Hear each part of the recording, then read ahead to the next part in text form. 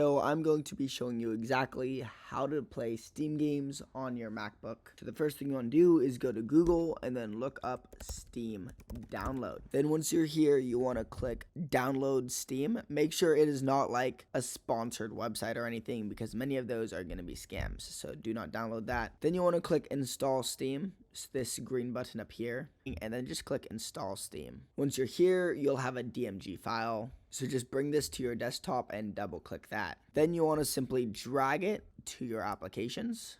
And now if I go to applications, you can find it within your applications on your MacBook. So double click it. It'll say, are you sure you want to open? Just open it. Now you have officially have Steam on your account. You can just log in, and then you can go to library, find your games, or go to store and download specific games. If this video helped you, make sure to subscribe. But for now, goodbye.